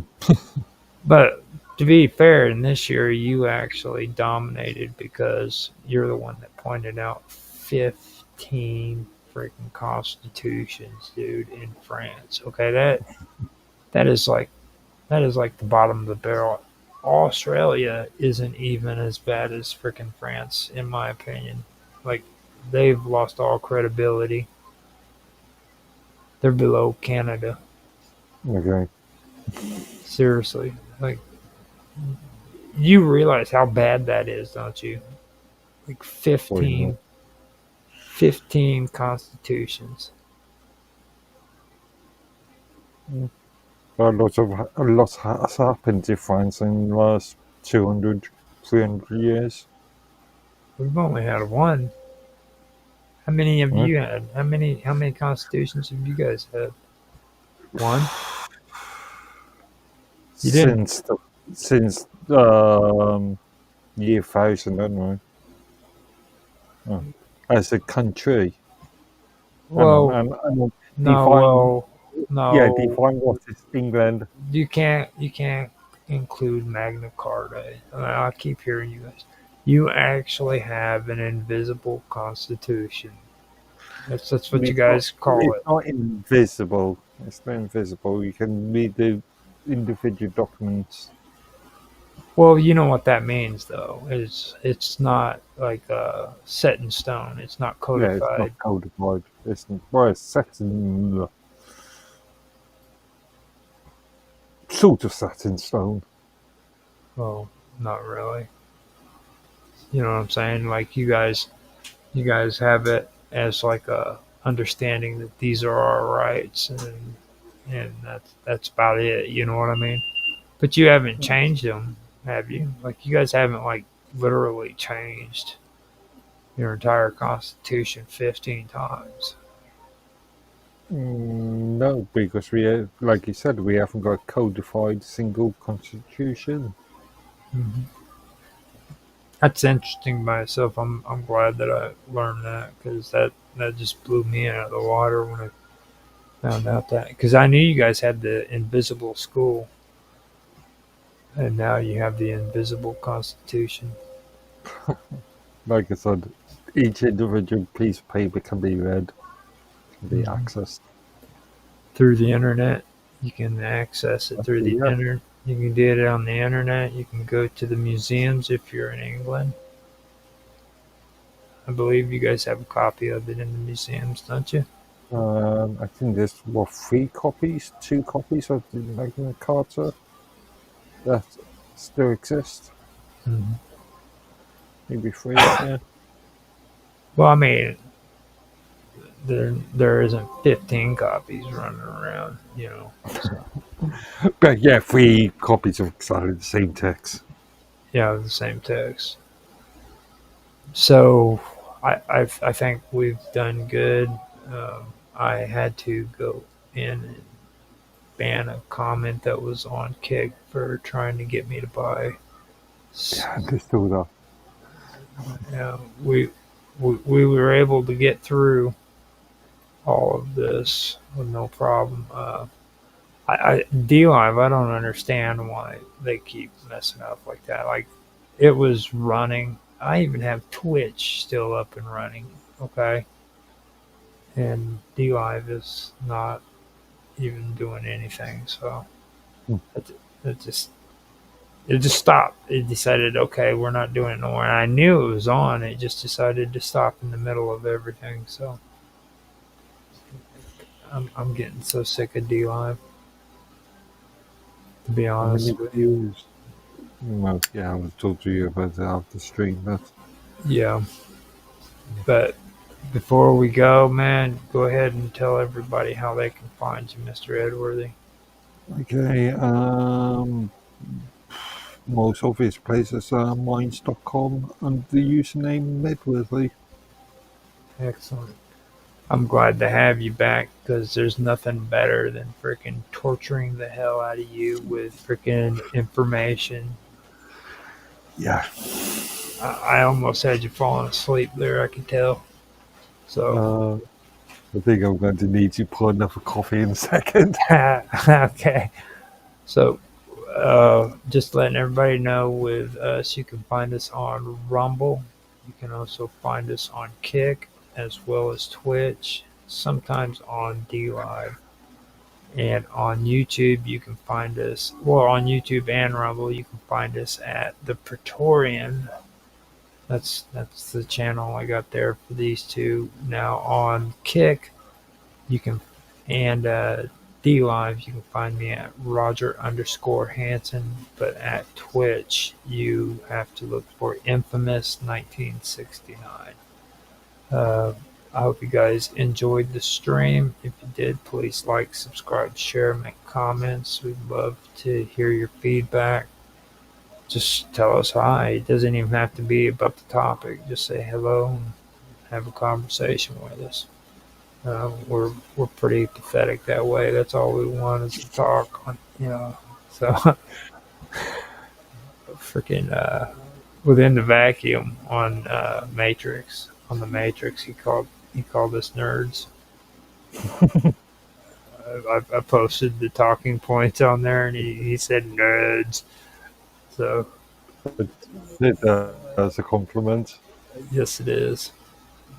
So with that, I am going to say thank you guys for watching. I hope you have a good day, and we are done.